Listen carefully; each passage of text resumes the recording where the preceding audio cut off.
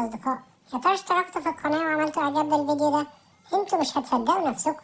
ده حرامي سرق بيت غني جدا وطلع يجري بيه العربية ولا الموتوسيكل بتاعه ده، والبوليس طبعا بيجري وراه، مش هيسيبه في حاله لغاية اما يجيبه. بس هو يا ترى سرق الفلوس دي بيعمل ايه؟ وزع بيها شوية على الناس الغلابة اللي في الشارع، ولما الناس نزلت تاخد الفلوس هو كان هربان طبعا. دي كانت خطة محكمة عملها الحرامي. ده حرامي ذكي جدا. بس القصة مش بتبتدي من هنا. القصة بتبتدي كان في أسرة غلبانة، وكانت الناس بتتريق عليهم ساعات، وساعات تانية بتديهم الفلوس. يا ترى ده هيديهم الفلوس؟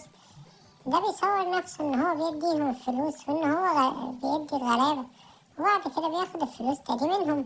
ينفع كده؟ طبعا ساعات بيحصل كمان في السوشيال ميديا والحاجات اللي زي كده دلوقتي، إن الناس تمثل إن هي كويسة وهي أساسا مش كويسة.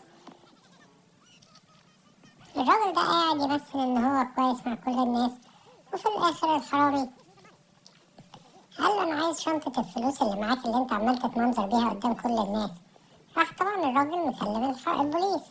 الحرامي ادى شنطة الفلوس للست الغلبانة اللي الراجل اتصور وعمل نفسه إن هو إيه؟ إن هو بيديها فلوس.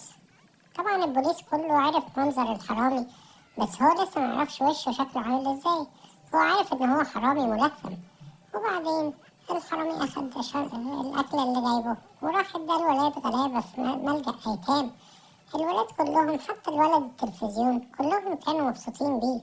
ده واضح إن هو روبن هود مش حرامي. هو عمال بياخد من الناس الأغنياء ويدي الغلابة. وبعدين في يوم من الأيام شاف البنت الغلبانة دي وهي سخنة جدا وعيانة، طبعا مش هيعرف يعمل حاجة غير إن هو يجري بيها على المستشفى. راح المستشفى وقعد ساعات كتير عمال يستنى الدكتور يطلع له بخبر عن البنت. الدكتور قال له بص، هي محتاجة فلوس كتيرة جدا عشان تتعالج وأنا مش عارف أعمل إيه. الراجل قال أنا هجيب فلوس كتيرة منين؟ إحنا غلابة، بس نقدر نجيب فلوس من الناس الأغنياء.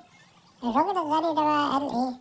قال لمراته بصي، انتي عيانة وأنا الست الجديدة دي أنا عايزة أتجوزها، انتي خلاص قدمتي. وراح سايبها وماشي. الحرامي شاف المنظر ده وغري وبقى هيتجنن. قال الراجل ده هو اللي أنا هسرقه المرة الجاية، عشان ده مستهتر بالنعم اللي معاه، ومستهتر بالست اللي استحملته فترة طويلة والسكيورتي بتاعه واقفين. راح هو حط غاز منوم وراح حدفهولهم، بس هو لابس الماسك مش هيتخدر معاهم. أخد بعضه ودخل على الخزنة بتاعت الراجل الغني وقعد يحاول يفتحها بالكارت اللي معاه ده. طبعا الراجل مش حاطط بس الكارت ده، حاطط كمان ليزر يحمي بيه الخزنة. الولد عرف يعمل كل الحاجات لغاية ما وصل الخزنة. طبعا هو مش عارف الباسورد بتاعت الخزنة، بس فجرها بالقنبلة. أول ما الخزنة اتفتحت الصوت طبعا سمع في المبنى كله، بس الولد عرف يلاقي الفلوس اللي هو عايزها كلها، وكمان لقى جوهرة قيمة جدا. أخد شوية من الفلوس، ما أخدش كل الفلوس. أخد الفلوس اللي هو محتاجها للعملية بتاعت البنت الغلبانة، وأخد الألماظة اللي انتوا شفتوها ومشي. طبعا الراجل الغني كان لسه قاعد هو وصاحبته، بس اتكلم البوليس قال لهم الحقوني في راجل حرامي جه. راح البوليس جري جري عشان يحاول يلحق الحرامي. وهنا نوصل للحتة اللي احنا كنا بنشوفها والبوليس وهو بيطارد الحرامي. الحرامي قاعد يجري بالموتوسيكل بتاعه يمين وشمال لغاية أما لقى السلك ده. هو كان البوليس حاططهوله عشان ما يهربش، بس هو عارف يزوغ حواليه. البوليس كمان بقى بيطارده بطيارة هليكوبتر. هو البوليس مش هيسيبه النهاردة غير لما يمسكه. والولد عايز يوصل للهدف بتاعه.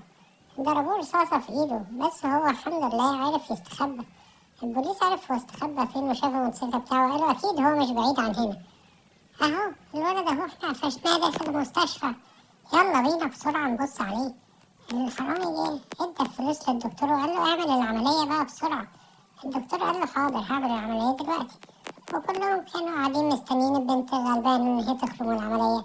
لما لقى مرات الراجل الغني قال لها دي الألماس دي أنا جبتها لك من الخزنة بتاعته، أكيد دي عزيزة عليكي. قالت فعلا دي عزيزة عليا. بس البوليس في الآخر هجم عليه في المستشفى. البنوتة الحمد لله خفت وبقت كويسة، وهو ده أهم حاجة بالنسبة له. قال لهم خلاص أنا أقدر أجي معاكم السجن وأنا مرتاح. الست قالت استنوا هنا، ده مش هو اللي سرق الفلوس، ده بيسرق الفلوس عشان الناس الغلابة، وهو بياخد باله مننا كلنا. وكلهم كانوا سعداء بيه، بس لازم ينفذ العقوبة.